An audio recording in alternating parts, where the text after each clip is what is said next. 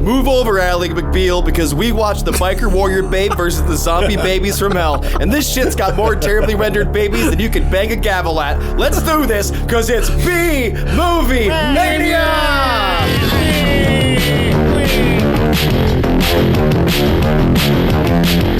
Welcome to the crossroads of camp, the bastion of the bizarre, the place where low budgets meet high praise. Yes, it's B-Movie Mania. And now, B-Movie Maniacs, here are your hosts, the cream of the crap, the connoisseurs of cult, your cinematic creepy uncles, Mike Hayes, Jason Huls, and crazy Chris Hutson. God. Well, welcome, ladies and gentlemen, boys and ghouls, to B-Movie Mania. I am your host, everyone's number one favorite dead baby, Michael Hayes. And with me, as always, is Mr. Jason Huls. And crazy, whiny Hutson.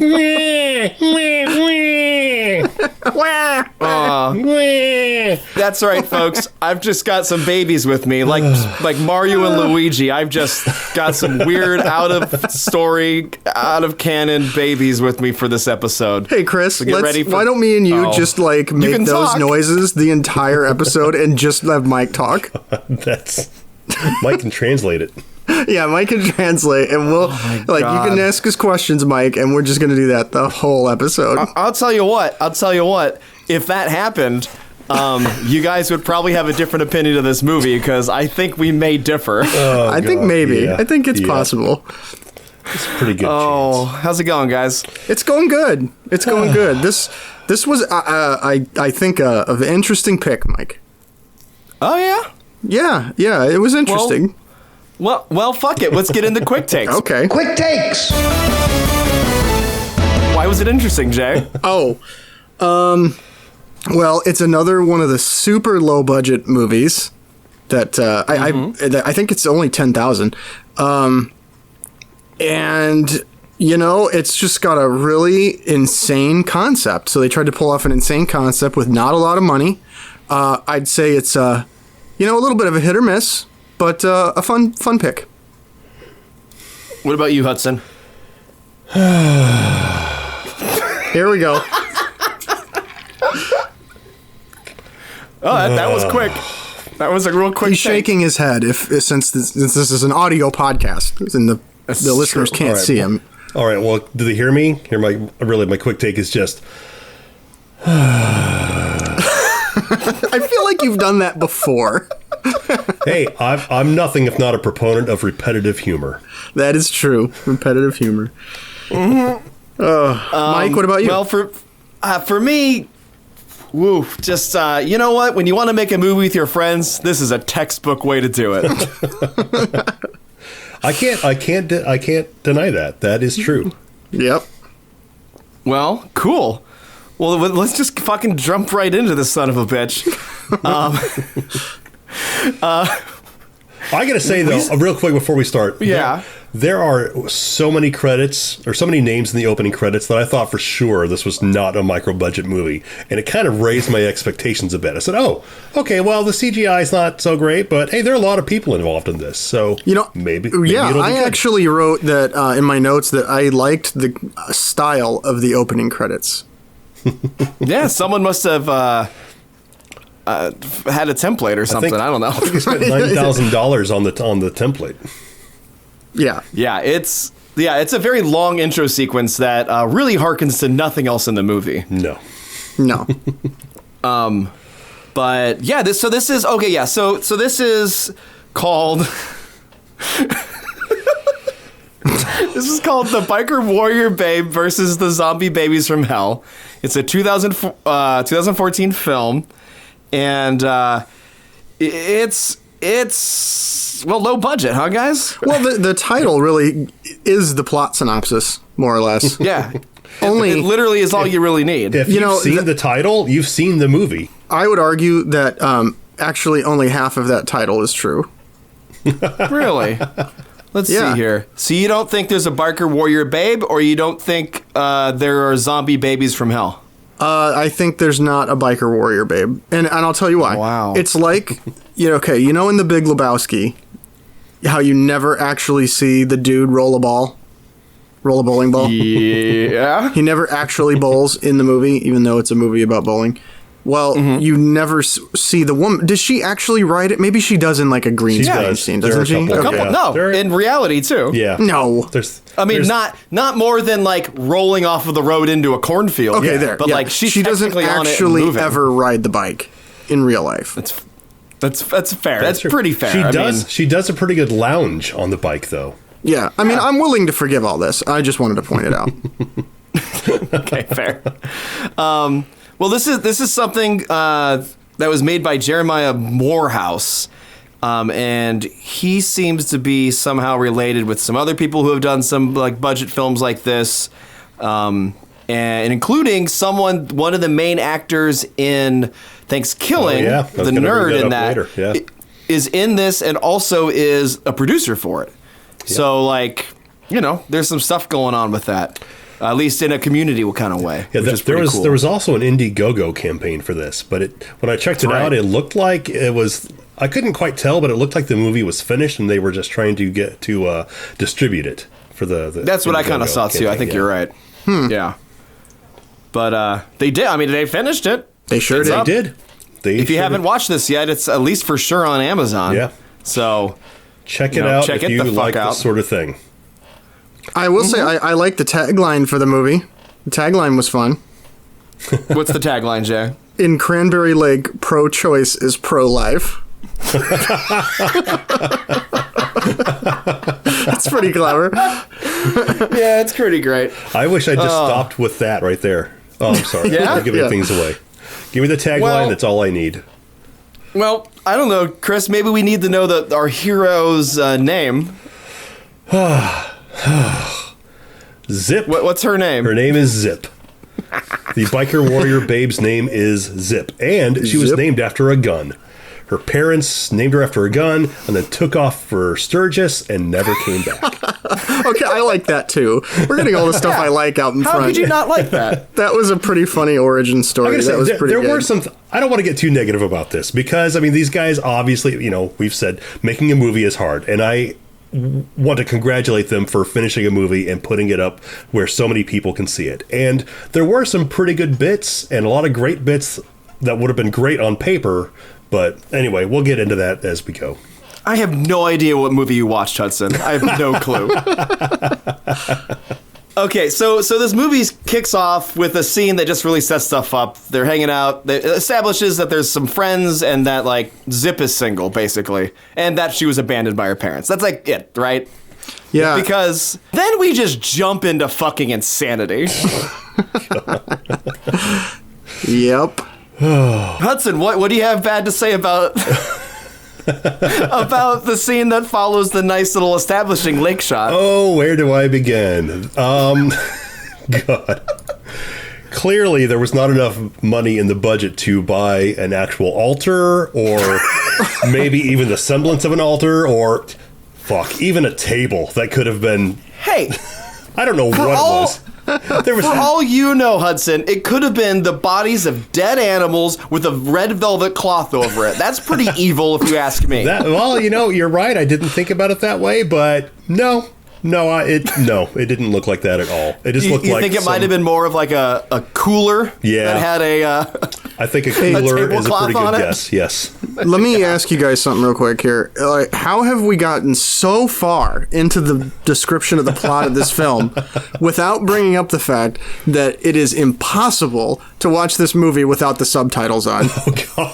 that. Okay, for the listener, just so you know, we haven't jumped ahead. We are maybe a minute into the movie. No, I'm just and being Jay is funny. bringing up this. No, it's true though. Yeah. Like, there's a scene where they're like. Stuff is happening, and the subtitles give you sentences of context before, like, the bad music fades out and you can hear the audio again. Oh man, it's every part. Okay, so like the audio is my biggest criticism of the movie, and this, I'm sure, a lot of the people didn't go to film school or whatever. They're trying to like Just make a movie with their friends, and that's fine. But, it's like they say, if you have a bad image, but you have good sound, your audience will kind of go along with you. If you have the best image in the world and terrible sound, you will lose people so fast. Yeah. And that's why, I just had such a hard time with the audio throughout this whole movie that it suffered for me because of that a little bit. Although I will say there were several scenes in this movie that really, I think, give everyone an example of what the ringing I hear in my ears all the time. And I'm glad to share that with everyone. So, shall we continue with the altar?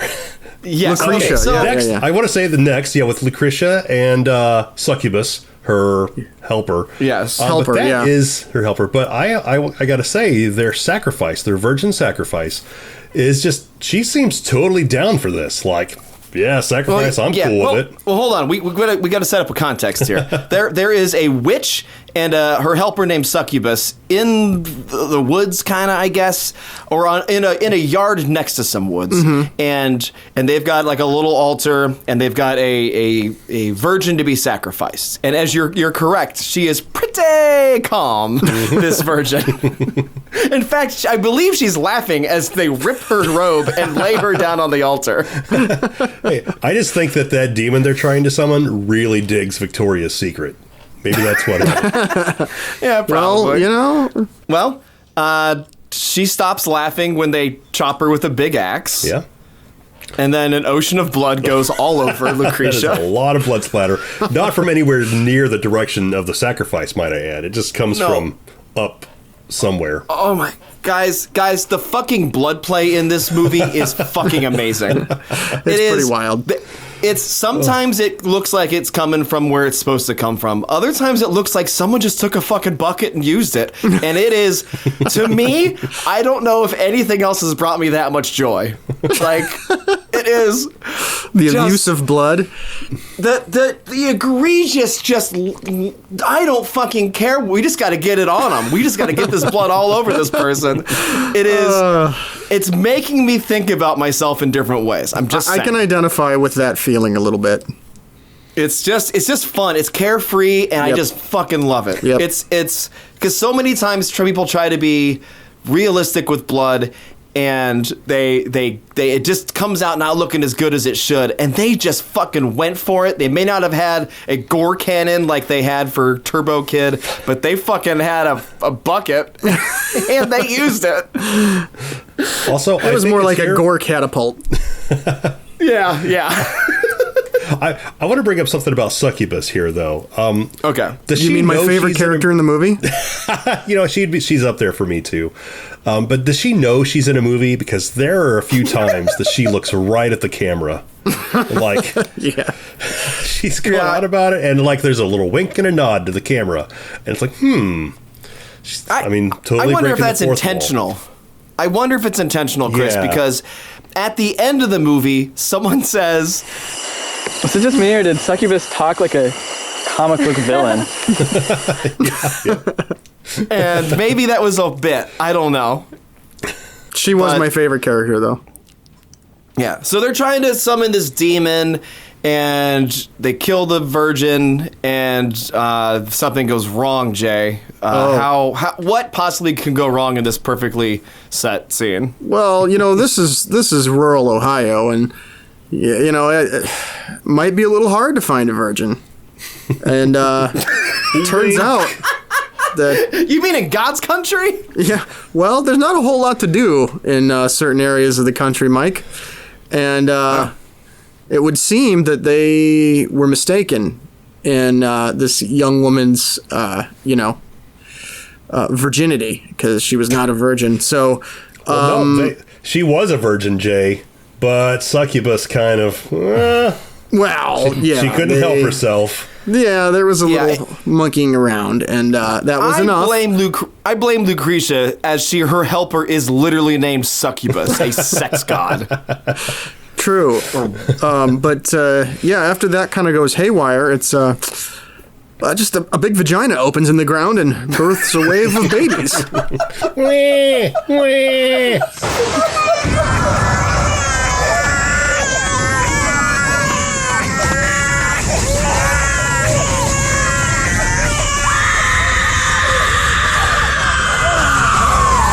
Let's just get right to it. It is just a literal mound on the literal Earth. I wrote it It as is a CG vagina. I wrote it as an undulating wave of shitty CGI babies. Yep. Yeah. Yeah, and so oh my god, the babies. Anyone got a good description for what these little guys look like? These little tykes? Like little clip art thingies with, like some red eyes. Yeah. That's They got little horns. too. They have little horns. Yeah. Cute they're little baby horns. They're not wearing diapers, so we got just butts, baby butts Well, from yeah, time to time. why would they? That's true. They're supposed to be here to make a mess. That's right. Yes, so the babies just fly out of the God. Out of the womb. The hellish earth womb. and they overcome Lucretia, they kill her, they eat her to bits. Which you think Lucretia is going to be the main villain of the movie. Nope. You do at the Swerve. beginning, yes. No, well, Jay, when there are so many zombie babies from hell, there's no room for any other villains. I guess not. It's true. And yeah, so they chase Succubus to a cornfield, and they rip her eye out, and, Yeah, as far as we know, she's dead. She's gone. She is done. Goodbye, Succubus. Your off-screen sexual antics doomed us all, but at least you won't have to live through it. And then from that CGI horror show, we jump cut into a high school girl's bedroom. Yeah, that's my favorite part. What? No. What? Okay, not really my favorite No. part. But No. I do love the decoration in the room, though. So this is Melissa, I guess Zip's best friend, who they didn't really seem to get along very well, but they seem close enough, I guess, except for abandoning each other all over the place. But Melissa has very interesting decor in her room. She just has pictures, like, I guess her boyfriend's name is Paul. So she has, so she's got to be, what, 17, 18, I imagine? But she still loves to put up things about her boyfriend. I love Paul. I heart Paul. I mean, even her screensaver proclaims her undying love for Paul. She's like, I heart Paul. I heart Paul. I heart Paul. Wait, Hutson. What did you just do? Oh, Jesus Christ. Oh, what did shit. you do? What is that? What is that? You hear a low rumbling in the distance. All of a sudden.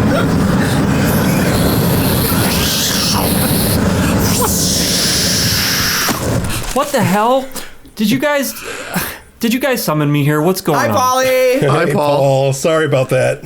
Hi, Paul. Guys, I was up in Evanston on my jetpack, hanging out, and there's this built-in GPS, and it just takes off all of a sudden. And now, Chris, I'm in your living room for some reason. What's going on? What can I say? I heart Paul. Did you say it 3 times? Damn it! Oh, I did. shit. What are you guys doing? We're recording an episode of the podcast, Paul. Yeah, we're talking about the biker warrior babe versus the zombie babies from hell. one of your favorites. Oh, actually, yeah, I've seen it. Oh, Yeah. hell yeah. Well, while you're here, you should, stick around and, let's talk about it. Yeah. Well, hold on. I mean, if Chris summoned me, is this like? I mean, you can say that 3 times and summon me, but it has to be an emergency. You got to use this it is properly. an emergency. I really, really need you to talk about how shitty the audio is throughout this entire movie. What are you talking about? I thought it was fine. I had the subtitles on. I'm like, That's all it needs. You'd That's all think it I'd needs. learned by now. I keep forgetting the subtitles. I think it was Mike who initially turned me on to the idea of having subtitles on when you're trying to review anything, and it really is the only way to go. It's Especially very for this helpful. movie. Yeah. Yeah. Did you guys talk about Paul yet? Yeah, We're talking not about really. Paul now. Yeah. You got anything to add about the character Paul, Melissa's boyfriend that she loves? Is it Alyssa or Melissa? I think it's Melissa with an M. Yeah. Yeah. Paul, pretty cool dude. Yeah. I mean, for rural Ohio standards, maybe. Okay. I guess. That's fair. I guess that's fair. We're just offending our rural Ohio listeners like right and left here. But Paul, no. it's good to have you back on the podcast full time now. Yeah, that is great. Well, that is great. So, hey, are we talking about the campsite yet? Me and Mike's. Yeah, we're just getting into that, Jay. Tell us about the yeah, campsite. we're getting into the campsite. There's a couple that's the guy from arguing about Thanksgiving, eating right? hot dogs. Yeah, they are. That's it. And it's the nerd kid from Thanksgiving's in that scene. He's also producer of this movie, as I mentioned at the top of this. He gets Well, eaten. it's a hot dog. It's cool. We're having fun. Okay. Yeah. Paul, would you like gets- it if the Thanksgiving guy put a wiener in your face? Hey, listen. I think I've been camping with all you guys, and there's been plenty of hot dogs floating around. Hey, Yeah. I can remember. That's what you do. At least my hot dog floating around, Paul. Yeah. So okay. So so this movie is kind of broken up. Like there's the A plot, and then they break that action up with I don't know, little call it a segments of plot. other people getting killed by babies. Just real classic, screenplay format.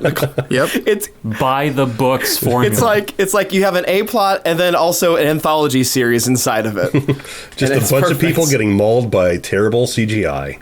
So I have a question. One of the early things in the A story is that they're going to go visit a friend in the hospital, right?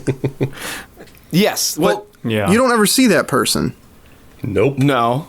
They just just a run thing into to do. Succubus. Yeah.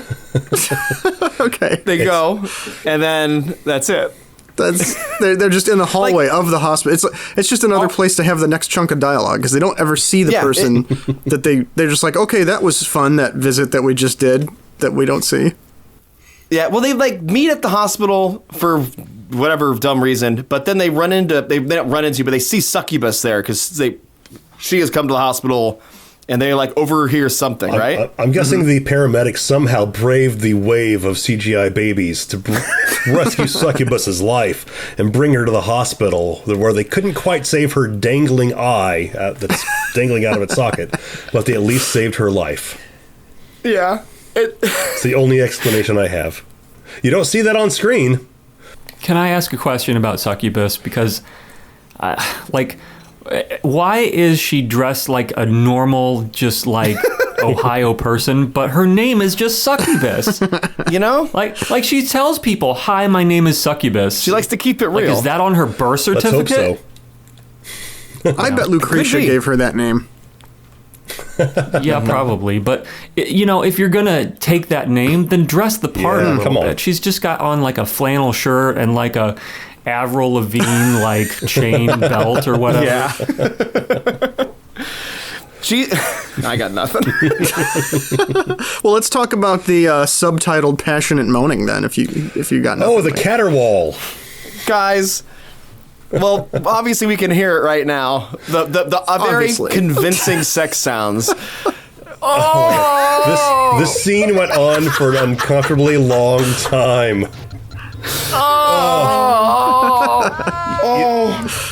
And you know what that doesn't really get across was the soundtrack just a click track at this point? I swear it was just click, click, click, click, click, like rhythmic clicking. And maybe some Movie beeping. did you hear watch? No, Listen there to these was. screams, these moans, these caterwauls, and tell me that's not a click track. It's Well, the so bad. listener could judge for You themselves. can't hear what anybody's saying at any part. Oh, God. You can hear those. It doesn't matter doesn't. really, because this is easily one of my top 3 favorite moments in the entire movie. It's so good, Paul. Yeah, Paul, you then should talk please, about it then. Yeah, please explain what happens here.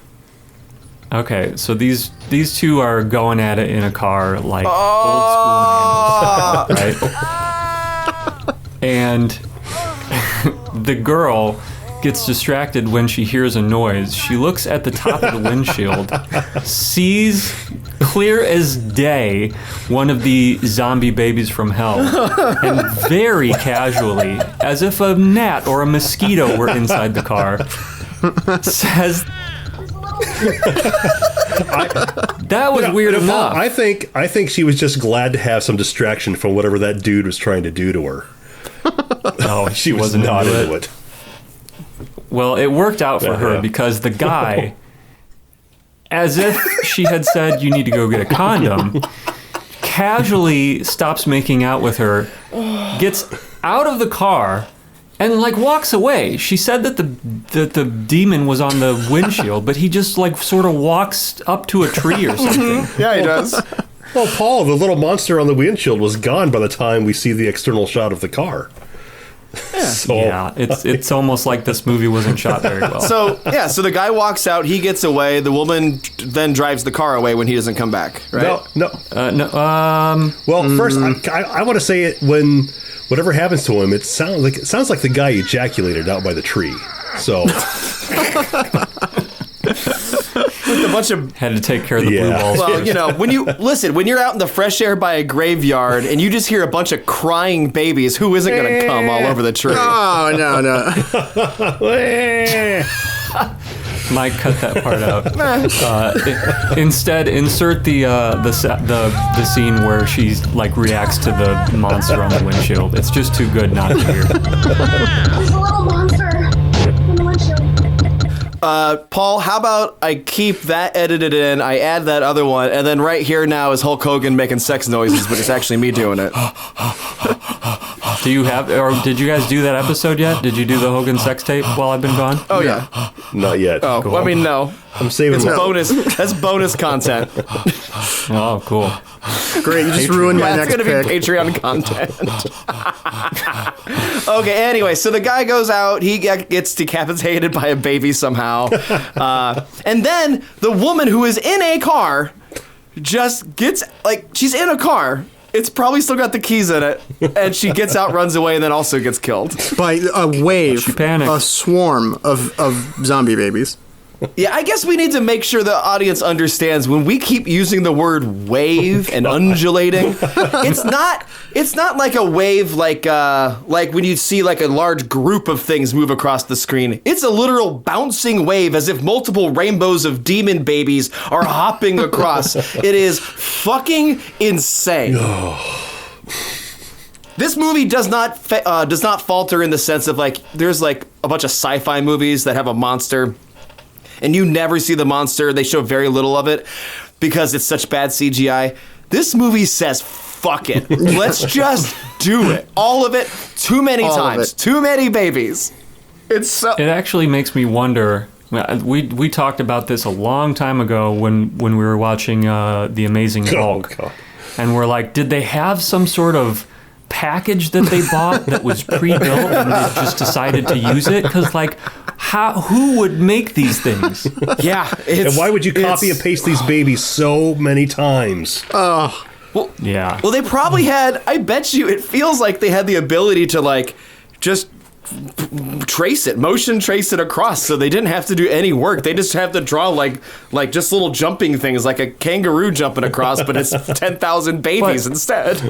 But it looked to me, correct me if I'm wrong here, but they looked different. Like some of them looked a little bit more realistic, but then if there was like a big wave of them or whatever, they would be like kind of purpley with like weird dots all over. Yeah, no, and there was ones where they looked like almost like light brownish, like tannish and like bubbly almost. It was, yeah, you're right. They did look different from time to time. Well, maybe, hear me out, guys. Hear me out. Maybe there were two factions of zombie babies from hell. Oh, I can't take this and they're at anymore. war with each other.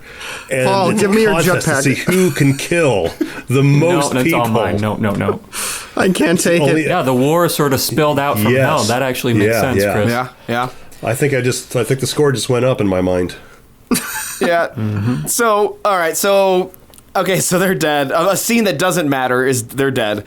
And None of I mean, this it matters in matters. my heart, but it doesn't matter to the plot of the movie. They go to they're still at the hospital. Zip and Doc is the nerd boy that she gets set up with. I don't think we've talked about Doc. Anyone have anything interesting to say about Doc? He has an Einstein That's his shirt. name. No. Yeah, I mean, he's there. He does a fine job. I'm not dismissing him in the sense of I don't think he did his role well enough, but he's just a nerd. So then, what goes on here? They go out to see what happens. They had overheard something about Succubus, so they go out to a cornfield for. I guess that's why. I don't know. Well, Mike, it is about here where I really started wishing I was watching Fungicide instead. Oh, is this boy. going to be a fucking war? There's going to be some conversation about the comparison of these two, I man. think. There are some similarities. Well, what? I bet you never thought you'd say No, that. I thought Fungicide was great. It is a natural comparison piece, I believe. Yes. Yeah, agreed. Well, then, Chris, real quick, let me ask you this. If you had to rewatch again, Biker Babe versus Zombie Babies from Hell, or Josh Kirby? Oh, God. Paul, I've already made that comparison. I'm going to make you wait till the end of this show. Oh, okay. So yeah, this is where Zip and Doc do officially ride a motorcycle, or at least roll on it while sitting on it into a cornfield. Officially is a loose term. They sit on it. They sit on it, and someone probably pushes them. But either way, they end up in a cornfield, and this is where they see the babies. You know, Zip stomps the head of a baby, and it explodes into a ball of blood. God. Stomping is also a little bit of a loose term. It was more like swatting a fly. Hey, a baby's head is soft and still developing, so This is true. it's probably easy. Apparently in hell as well. Yeah. They didn't give them no good old skulls in hell, I guess. Yeah. Like this movie. This fucking movie. I mean, I don't want it to sound like I'm going down a list, but some of this doesn't fucking matter all that much, except for it's fun to describe. Well, there's the cop in his car. The And, low-rent Burt Macklin. Yeah, Yeah, and yeah. he dispatches, I believe, something like dispatch to 7 Mary 3. Did you catch that? That's the most rural, like goofy rural Ohio joke. I've ever Yeah, heard. like they're just. I did not expect there to be a 7 Mary 3 reference in there, and probably Well, most hold of our on. listeners may not understand even what that is. I don't understand what that is. What the fuck is that? Really? It was a band in No. the 90s. They had that song "Cumbersome." Oh, I know the song "Cumbersome." I didn't. Yeah, I that's didn't catch 7 that. Mary Water's 3. Edge. Okay, well, cool. They're in this movie. Great. Like, I don't know why that is, but it is. It's there. Yeah. So the next couple scenes are basically Zip and Doc trying to get their gang together to get out of town. Right? They go over to Melissa and they won't tell her why. But they get her to come with her anyway. And then so they go to Paul to get his car. Oh, this is why you guys summoned me. This is what I wanted to talk about. So this makes sense. The butthole. You wanted to talk about the butthole. Yes, I did. Well, Paul, please talk about it. Well, more specifically, I want to talk about my favorite character of the film, Ponyon. Because apparently Ponyon caused a little bit of a scene at some point. I would really enjoy a prequel to this at some point. If these guys can scrape together a few $1,000 and rent a hotel room and recreate this. Hey. Because apparently Ponyon, after a night of heavy drinking, wanted to go back out after everyone had gone to bed, which...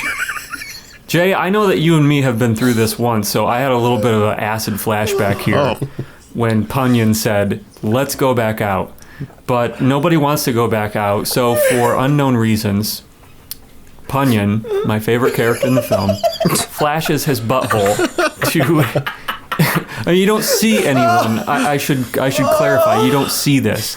It's just someone at a party. I don't even think we know the person's name who's telling the story. But he just starts telling the story about Ponyon flashing his butthole and then getting mad that they won't come out. And I just loved it. I thought it was brilliant. Paul, I'm really glad you described that because I didn't have subtitles on, and I couldn't tell if we were supposed to listen to the story or if we were supposed to listen to the shitty band soundtrack thing that's going on, because Chris, the audio levels were just so wrong. You didn't watch this with... I'm not kidding you. This is in my notes. I'm looking at my notes right now. Already 3 times I've written something to the effect of, I can't imagine watching this without subtitles. Oh, well, I did it so you don't have to. Oh. And I've done it here's my twice. big question. I've done it twice. Here's my big question about the Ponyon scene.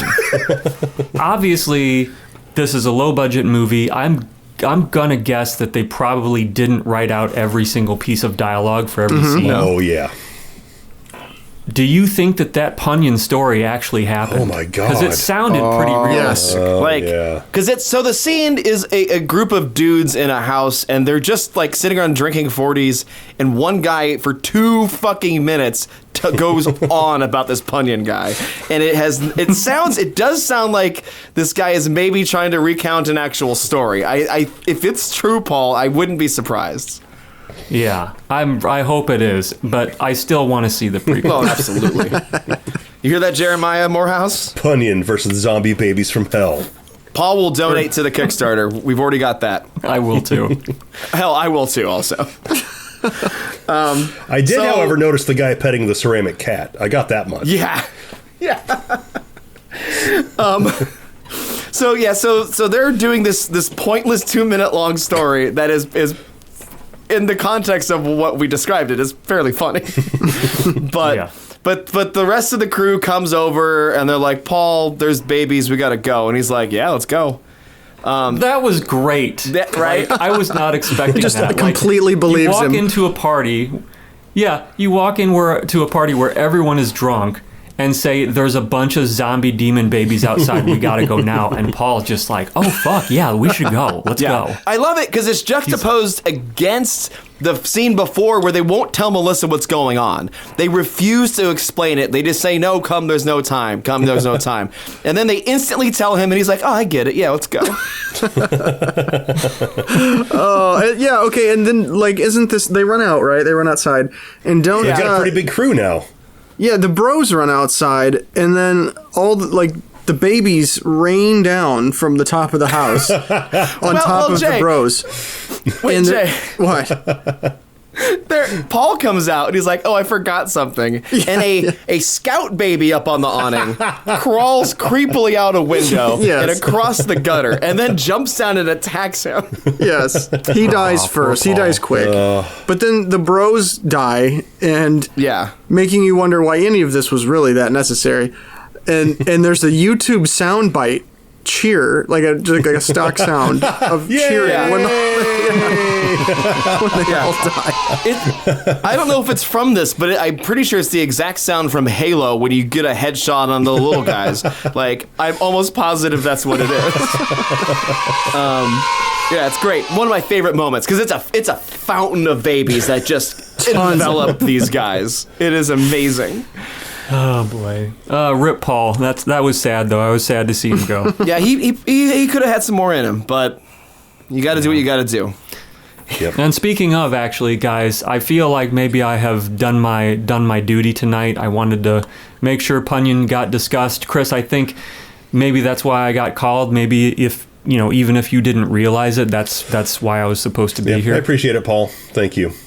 So, Mike, I was actually doing a little research for our spin-off show, Dark Hollywood, so I should probably get back to it. That's a good point, Paul. We got to make sure you're under the seedy underbelly, under the underbelly in Dark Hollywood. Exactly. Mm-hmm. All right, I give it 69 bloody titties. Bye, guys. I'll send you the editing files, Paul. I'm going to send you the files so you can edit this. Thanks for coming back full-time. Oh boy, good to see the boy. Yeah, but his stupid jetpack left a huge mess in my living room. So yeah, that makes sense. I wonder. I've been wondering about that because he had that jetpack. And I didn't think he was really into that Dark Hollywood shit, but I wonder if he got it from that. I wonder if he's been doing that longer than I know. Ooh.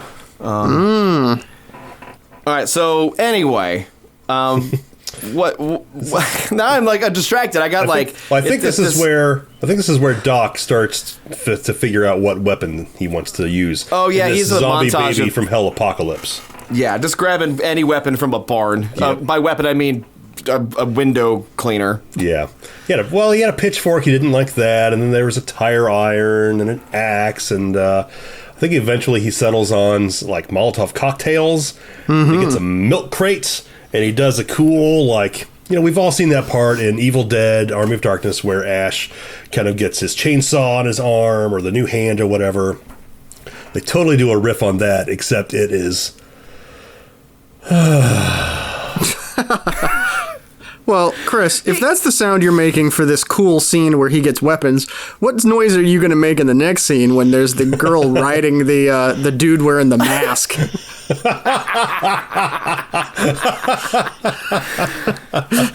Wow. That's a great question. Yep. That's your sound. Yep. I'm stroking my mustache. So there's a woman on top of a man, I assume, by the way she's positioned on top, and they're having sex, and then she's like, "I'm going Mike, to the shower." I don't believe they are, because when she gets up, she has some underwear on, and they are not pulled to the side. It's a little, So I think she's just grinding. little grinding. Little grinding action on a dude in a, I don't know, green Mario mask. What is that? It was a weird, large face mask or something. Like It's just amazing because she gets up, she's like, "I'm going to the shower, you should be gone," and then the camera sits at like the foot of the bed, and the masked monster just looks up at the camera and gives like a thumbs up. He just shrugs. He just shrugs.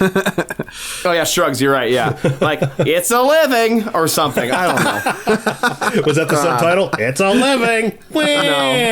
No. Yeah. So she goes to the shower, and we just have a long, egregious shower scene. it's a long scene. Very long. Oh boy. But it does pay off in the end. It pays off with some blood titties. That's probably what Paul was referencing. Yeah. The blood titties. Yep, pretty sure. that's what he was referencing, I think. Yeah. I also had a note here where you see all the subtitles for the sound, the babies crying, all that stuff, and it just occurred to me that like there was somebody at a company, because to put these movies on Amazon, right? Like you have to send your movie to a company to get subtitle files. I know, because I've done this. So somebody at one of these subtitle companies had to type out all of the stuff that you're reading for this, and it's just crazy. Yeah. Oh, I love it. I love that idea so much. Yes. I would love to interview the person who typed out all those subtitles. Hey, if you're listening. If you're listening, person. So this is another one of those scenes where it has nothing to do with the plot. It's just showing that the babies are, I guess, ransacking the town and killing everybody, and they're trouble. Yep. Yeah. So this sends us to the team has decided to go to the gun nut house or a house of gun nuts. And Chris, could you describe them? Well, yeah. Think your stereotypical, probably late teen, early 20s-ish, trench coat wearing, surprised they didn't shoot up a school kind of kids living in their mom's basement. Let's be careful because Jay's about to tell you what I was about to tell you. Uh-oh. Yeah. Whichever one of those guys Rupert is, that is the director, Jeremiah Morehouse. Oh, really? Oh, shit. Whoops. Yep. Hey. Yeah, well, they did an excellent job with these characters. And they had a shitload of guns, so maybe I should watch what I say. One of them asks Zip if she's single right off the bat. Oh, yeah. Not way, Jay. There was a bit of a 10-second pause as he stared at her tits. True. The first one of the first lines of dialogue, we'll put it that way. Yeah, one of the first. Yeah, like he says to her, "Are you single?" After just staring, and yeah. And then she what? makes she out says with yes, right? she makes out with Doc and says nope. Time to go. Are you single?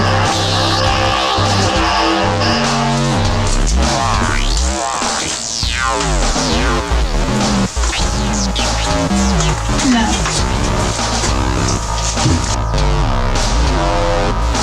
On a boy like you get with a woman like that. Do what it do. Roll initiative because it's D&D night. What are you talking about, Jay? What do you mean? They got 4 ladies sitting around eating burritos. Oh, that's a giant plate of burritos. Yeah, and Angie is the DM, I believe, and they're sitting around, and Angie has to take a dump. Oh, boy. One of them goes, "Damn it, Angie, I told you burritos were bad for game night." I liked this group. I did too, but my biggest problem with the scene is when they're like, let's roll initiative, or ladies, roll initiative. They roll a bunch of D20s, and they didn't even like get a 1 or a 20 or something cool. They just kind of, 13. We'll just, all right. One shot, one take. It's realistic. Yeah, Chris, this is fucking based in reality.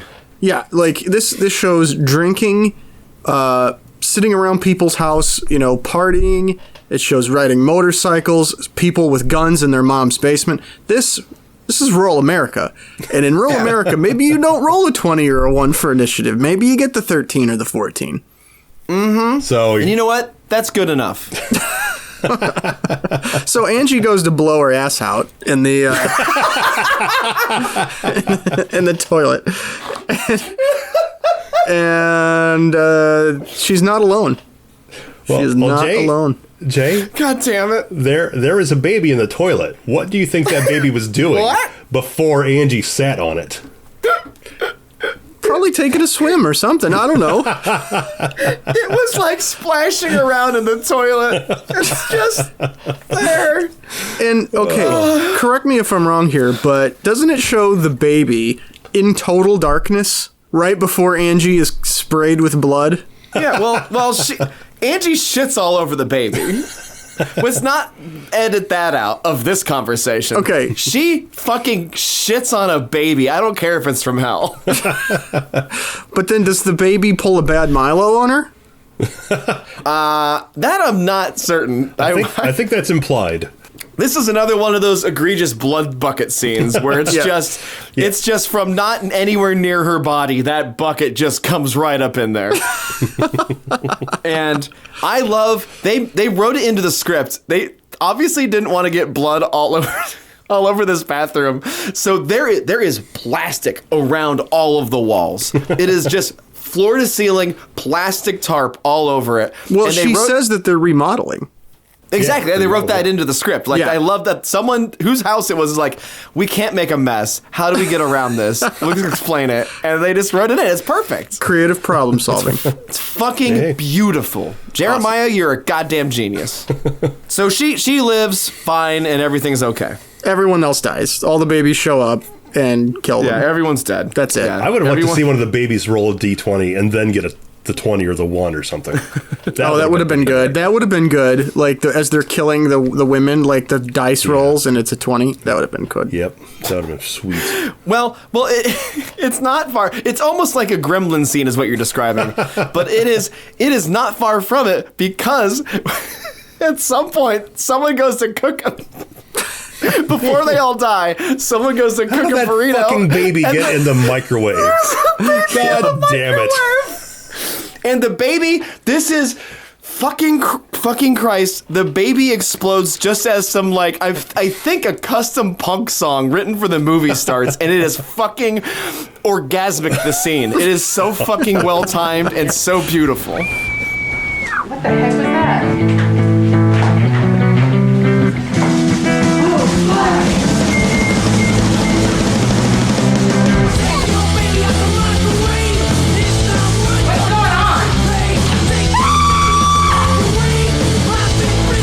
Let's talk about the trio here. They're at Lucretia's house, right? They're looking at all her occult stuff. Yeah, they go into her basement and check out all her occult stuff. And there's some sort of adult moaning in the basement too, which we'd never get to explore. Yeah, I wanted to bring that up. Like, there's somebody moaning. There's a zombie, another demon. Definitely not a demon zombie baby. Just, let's just leave that for another movie. Yeah. Well, hey, that's the sequel. We got the prequel planned for you, Jeremiah. Biker Warrior Babe versus the groaning dude in the basement. Yeah. Down for it. I'd be into it. I'm chipping into that too. Yeah, so they find a map that they figure out the babies are surrounding the town, basically. Pretty much.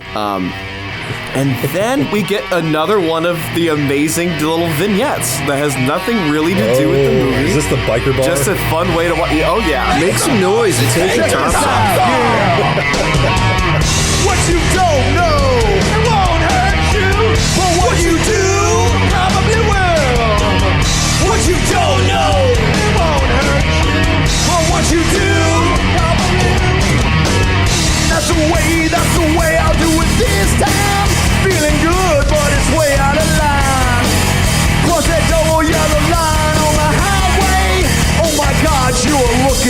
fine.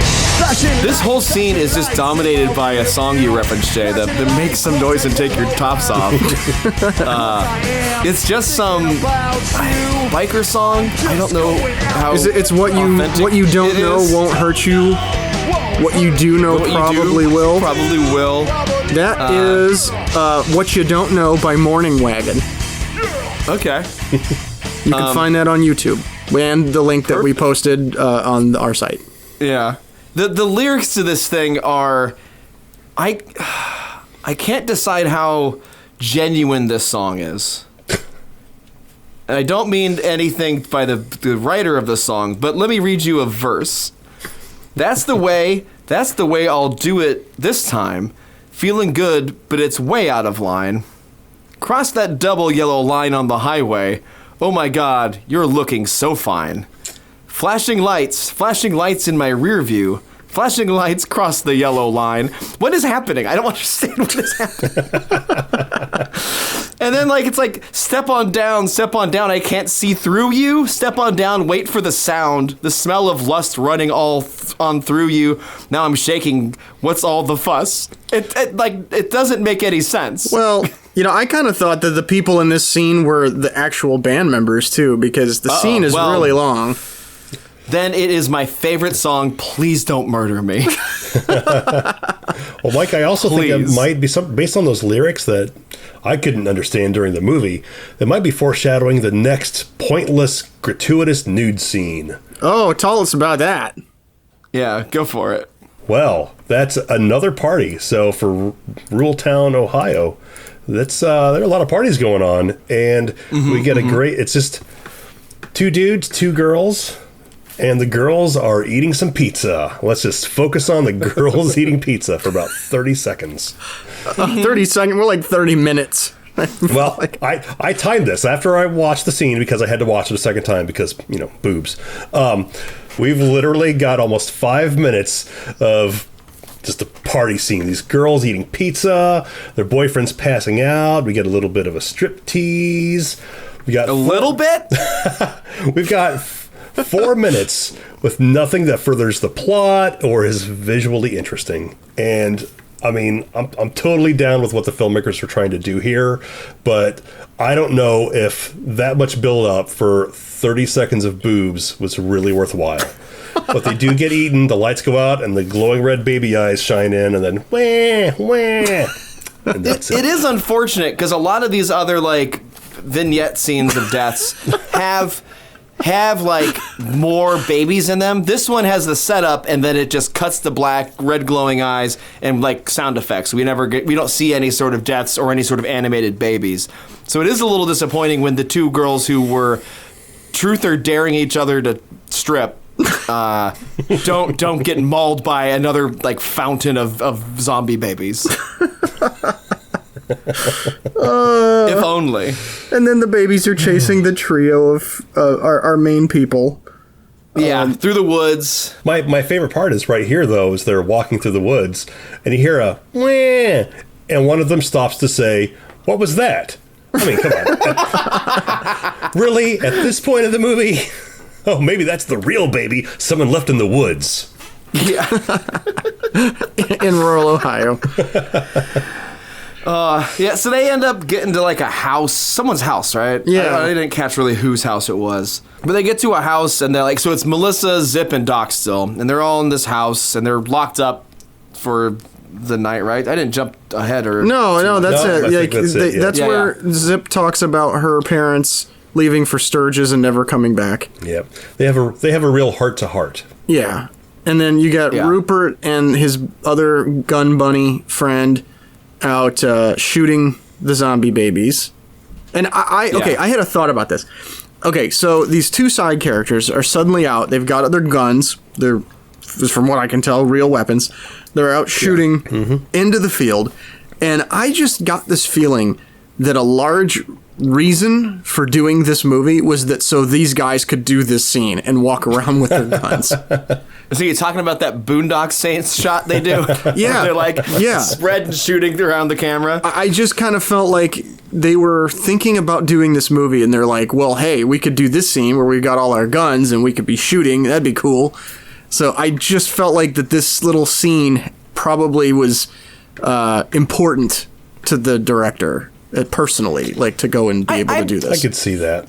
I bet the plot and all that was out there, because if that was the point, I think if that was the point, the main drive for the film, it would be just a straight up, like, they would be central characters if that was the case. I mean, it's obviously, they are very side characters. Well, not very, they're more in it than, I guess they're really the only side characters, I mean, like, apart from the people who die in the vignettes, right? They come back a couple times. Yeah. Yeah, exactly. They reoccur. So I think that might have been like a good side thing. I don't think. Yeah, that's I mean, I don't think it was like motivation for the movie, but I think that was something that occurred to them, and they go, "Oh, that'd be really cool." Sure. Yeah. That what's make these characters happen more often than just dying in one scene. Yeah. So we could play around. Okay, with this these, was funny though.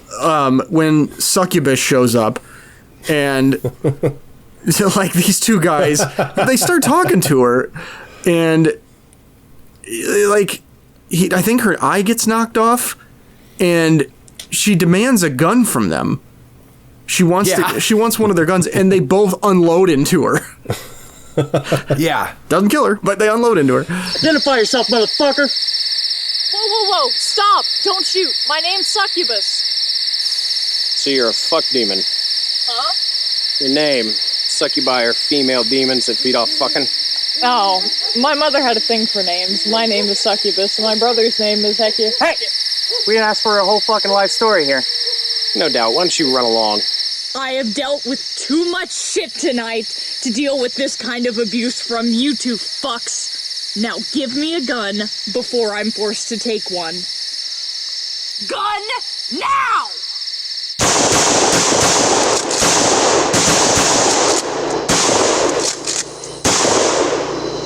It's rude, I'd say. It's very rude. But isn't this where I wrote down on my notes here a line? I think it's from this part where they say, "Oh, so you're a fuck demon?" Was that? Yes, that is from there. Okay. That was a fun line. Yeah, which if only Lucretia had known that, because then she wouldn't have sent her to get the virgin in the first place. And all of this... Very true. Yep. Well, I guess I can't say all of this would have been not happened, because then she would have succeeded and it probably would have been worse, I assume. No, because the demon is just being summoned to grant one wish. So unless Lucretia wished for zombie babies from hell, none of this would have happened. That's a good point. That is a good point. Wait, shit, dudes. Wait a minute. So, now that I'm thinking about this, this movie is based on if a bad person's spell goes wrong, and it turns out to be worse. I guess that's a thing that happens. Edit. Never mind. Okay, so everyone is sleeping. In the house, yeah. In the house, and the babies, they discover the next day, are all dead outside because of the sun. Because they're vampire babies, I guess. I guess. Yeah. And Zip doesn't buy it, though. I didn't buy it either, because there were still 12 minutes left in this movie. Well, yeah, they go out, but they end up going outside, and they see that they're ash, and they're all, ashable. And then you've got a terrible thing occurs. Oh, the worst thing possible. I mean, we should have known. Could have predicted this. No one could have predicted what happens next. I will say, maybe the one flaw in this film, to me, is that there wasn't any foreshadowing about the eclipse. Because that was a bit of a surprise and it felt a little cheap. I would have liked at least a mention at some point, and maybe it got edited out or I missed it. I mean, I went to traveled to the area where the last full solar eclipse was last year, 2 years ago or something, and it was a traffic nightmare. Everyone traveled. You couldn't get a hotel room. Everyone went to see the fucking eclipse. And I'm pretty sure Ohio would have been flooded if anyone had predicted this eclipse for the zombie babies. Zombie babies would have had tons of people to kill. That would have been amazing. But there's no way these things can be predicted. Oh my god. Yeah, so the eclipse happens, and so that, Jay, means what to the ash babies? The babies reform, and suddenly... you've got one super big baby made out of the smaller babies. Oh, guys, when Mecha Baby comes to life, I think my head exploded. Like the smile on my face wrapped around my entire head twice. It was just so beautiful. Mike, what did you think then when this giant ash baby is chasing our heroes? What did you think about all the little babies that fall off its trail? It was so amazing. It was confusing. Don't get me wrong. Don't take my excitement for knowledge. I am baffled by it. But just watching a cluster of ash babies shaped in the shape of a golem running through the woods with a trail of ash babies falling off of it and tumbling to the way. It made my heart swell and burst. It doesn't. Guys, this is what I live for. I can't wait to see the scores. Okay. Yeah. Well, so they're getting chased by this giant ash baby. Yes. And then they leave the woods, and conveniently enough, Ash Baby doesn't leave the woods? I guess not. I don't. Like, they don't fight it, they don't beat it. They just have a line that's like, why don't the babies come out of the woods? And someone's like, I don't know. And then they confront Succubus. At the sacrifice site, right? Well, yeah, this is also where we find out that both Doc and Zip are virgins. Yep. Right? Isn't this where we find out? I mean, because they find a book and it's like, it's got to be Latin.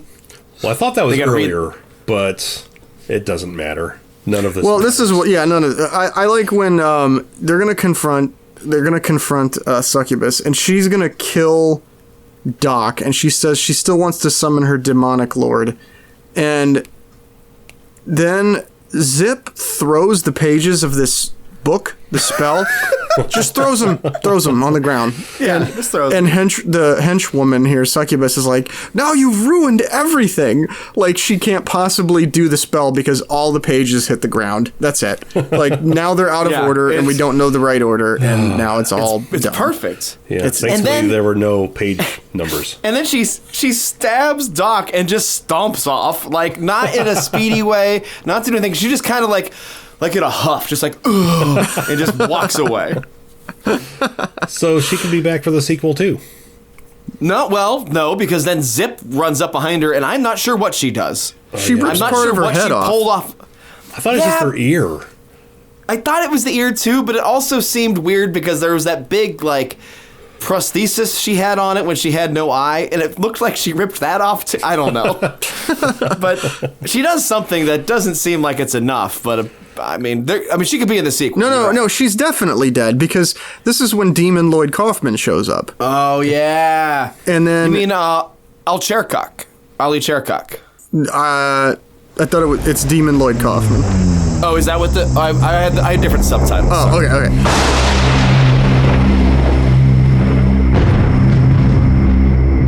I am the mighty Ali Chercock, the Black God, destroyer of time, eater of cats, and the master of rotting infants. Who dares to summon me? Hi, I'm Zip, biker bitch, slayer of rotting infants. How can I help you? But it is definitely Lloyd Kaufman's voice. And since the Succubus is dead, they get the wish from the demon. Mm-hmm. And, they could wish for so many things. Yeah. So many wonderful maybe things. Chris, what would you wish for? If you had this option, what would you wish for?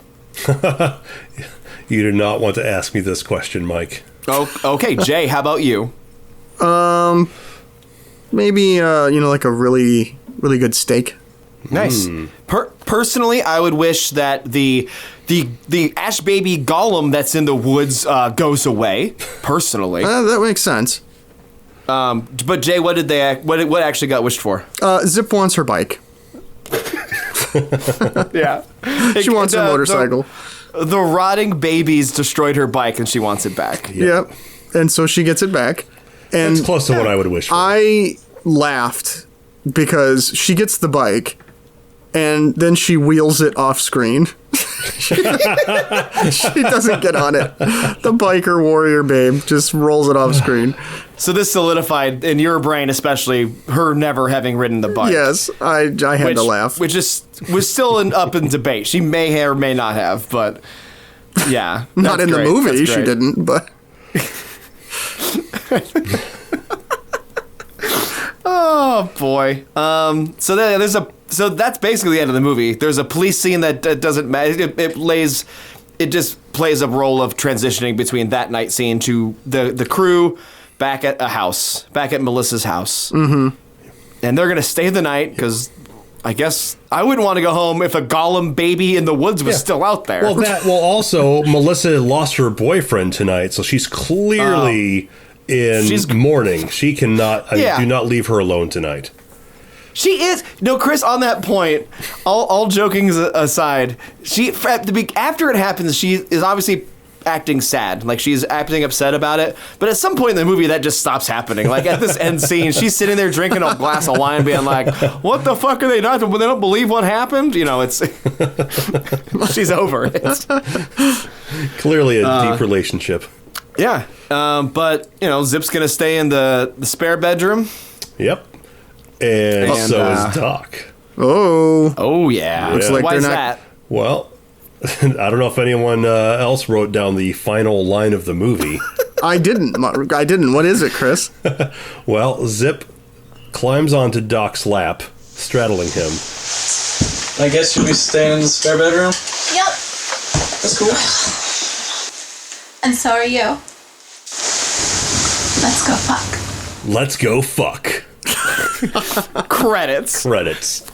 Guys, is there a better line to end a movie on? Can you imagine one single line better than that? Just a cut to credits. Really made me think of the end of Eyes Wide Shut. Stanley Kubrick ended his film in a very similar way. Mm-hmm. So would you say this is really Eyes Wide Shut with zombie babies from hell?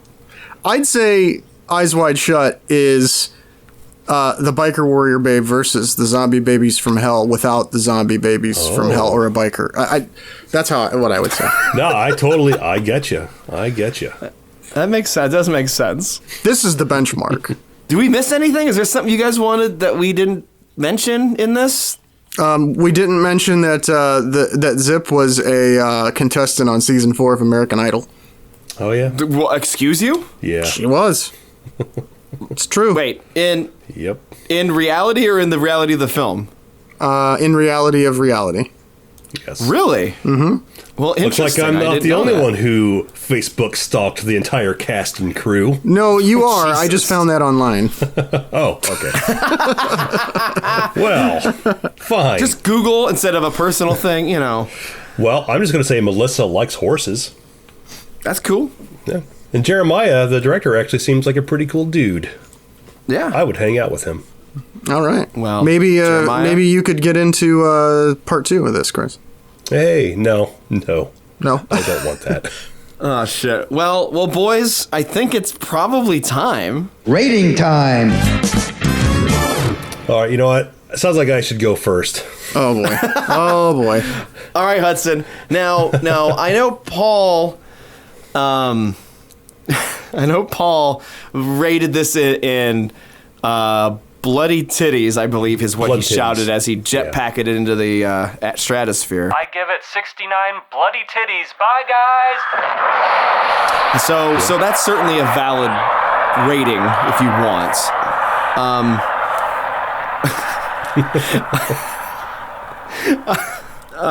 God.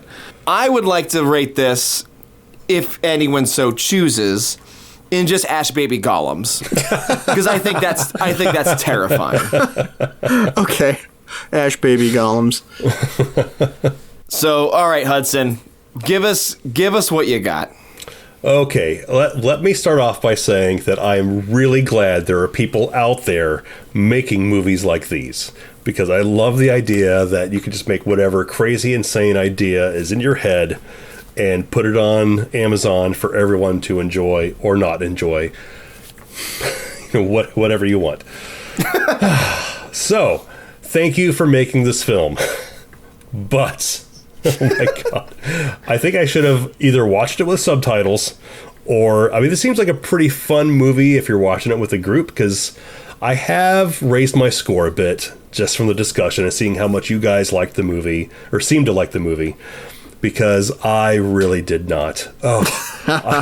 Everything, I know they tried to be tongue-in-cheek, and they tried to play off a lot of stuff for laughs, but so much of it just fell flat for me. It was just, felt like they were trying too hard, and I mean, I'm okay with the shitty CGI babies. I mean, that's cool, but it's just the gags, I thought, just did not live up to, I don't want to say my expectations, but I just didn't really think they didn't work for me. So I hope you guys rate this movie higher, because I think it deserves an audience.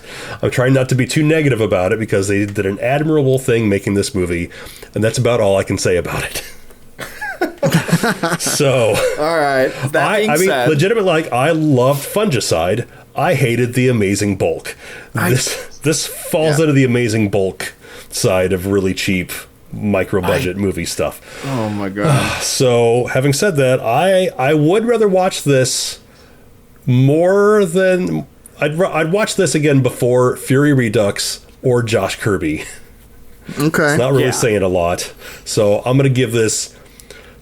I gotta stick with Paul's precedent. I'm gonna give this 15 blood titties. Oh. Jesus! Wow! Yeah. Oh, fuck, dude! Not a fan. Sorry, guys. Does that mean you rated those other two movies less than 15? Yes, I went back to look. Okay. I went back to look as well. All right. Well, Jay. What? Okay. Yeah. Okay. Let's hear it. When I really felt with this one, I had to go back and look at my prior scores for some of these things. We brought up Fungicide, and I gave that one a 73. And I think there is a lot of positives going for Fungicide. Even though at the time I remember that being pretty contentious among us about whether or not it was good. Yeah, I gave it a 70. Yeah, so I can't rate this as high as Fungicide, because Fungicide stuck with the core group of characters. I think the bits and the jokes tended to work a little bit better. Again, for me, man, the audio just killed it. I couldn't get into the jokes because I'm trying to read and take notes, and it just made it a more tedious process and less enjoyment. But again, like you said, Chris, I totally respect what they're trying to do, and it's a funny concept. I got no problem with the concept or any of that stuff. It's just mainly that audio that hurt it. And then I felt like some of the random stuff they threw in lasted too long. I just wanted to stick with the core group and build around them a little bit more. So, I gave Fury Redux a 15. I'm not gonna go down there. But I would say I'll go 56 with this one. And what ash golems, baby ash golems. Okay. All right. Man, this is historical. This is fucking historical. The spread on this movie. Yeah, I don't know that. I'm guessing since you've seen it 5 times that you like it, and this might be the biggest spread we've ever had. Yeah. Yeah, 100% it's gonna be. It's so you guys have talked about referencing what you've rated before, and I've wrestled with that because I get wanting to keep a scientific system, but man, this shit ain't science, and things have changed, and I have developed as a person doing this podcast, genuinely, and I'm not bullshitting here. I don't know if it's Stockholm syndrome or what. Mike, it is definitely Stockholm syndrome. Yeah. But my enjoyment, and maybe we've been finding some great movies, and but my enjoyment of this kind of stuff, I think years and years ago, it was kind of laughing at how bad something was, right? That's why it was kind of funny to watch a bad movie. It was an ironic enjoyment. I don't have an ironic enjoyment sometimes now of this stuff, a lot of the time. If it's genuinely, I think, done earnestly and whatever. I'm not laughing at something because it was a bad explosion. I'm laughing because they said, fuck it, let's put an explosion in there. Mm-hmm. And they did whatever they needed to. They didn't have the means to do it. They put an explosion. Like, it's so but either way, like I absolutely, obviously, very much enjoyed this movie. And I think this movie, if you like watching a bad movie, this is not a bad movie, like a B movie, a low-budget indie film like this that has an insane concept, and they just say, fuck it, we don't care that the babies look like... We don't have the ability to make amazing CGI babies. Let's just do it. And you know what? Fuck it. Let's do a whole shit ton of them. Like, it's just... It's balls to the wall... And it's rattling in my saddle, man. Like, it is... I think if you like this kind of stuff, this movie flies. I think it actually benefits from having all those different scenes cut in there, all the little vignettes breaking up the path of the A-team. Because maybe there isn't that much that goes on in the story, right? And... hell, man, put in all this other weird stuff that you can make these crazy baby shits happen once, literally. Like, and it it maybe hides maybe a lack in the strength of a main storyline, and it kind of breaks it up and spreads it out a bit and lets things just get buck fucking wild, and you get it. It's just, I think this is gonna be fun to watch. We actually either did watch this or are going to watch this at the Native in Chicago. So keep an eye out. If you missed it, we'll have other weird shit. We're showing a lot of the movies from this season at the bar in Chicago. I'll be there for that. I would like to see this in a group. Sure. Okay, well, good. You were there probably, because I think we should show this before. Because it makes sense for the podcast. A little inside baseball here, listeners. But...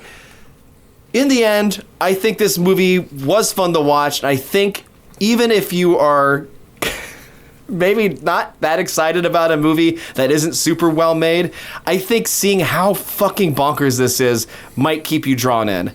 So I have to raise my score a little bit after talking about it with you guys. So I'm going to give this movie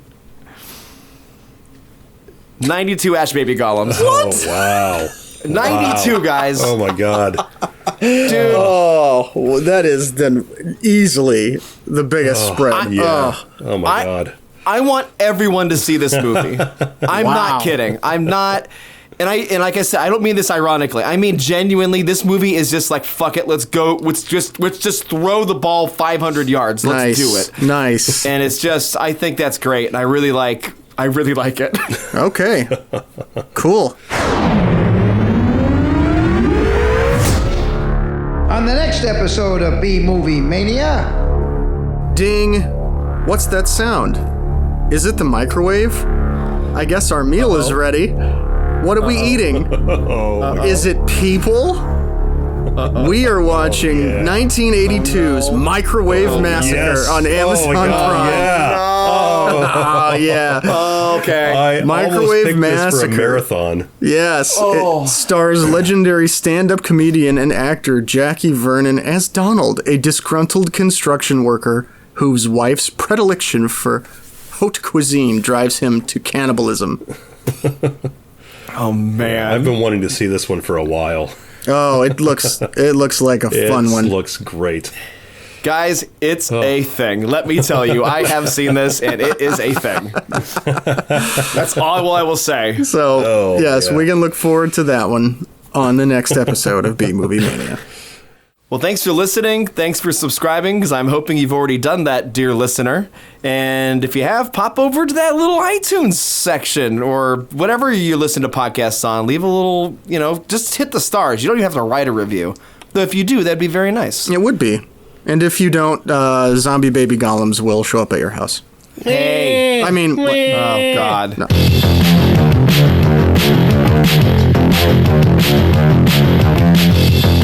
Listen up, Maniacs. Do you have a question or a comment? Would you like to send some bourbon to Uncle Lloydy? You can contact the gang on Facebook at B-Movie Mania. You can also drop them a line at bmoviemania.com. Reach out, touch them. They're touching themselves, and they might just reach back. I'm Lloyd Kaufman saying, see you next time on B-Movie Mania. Woohoo!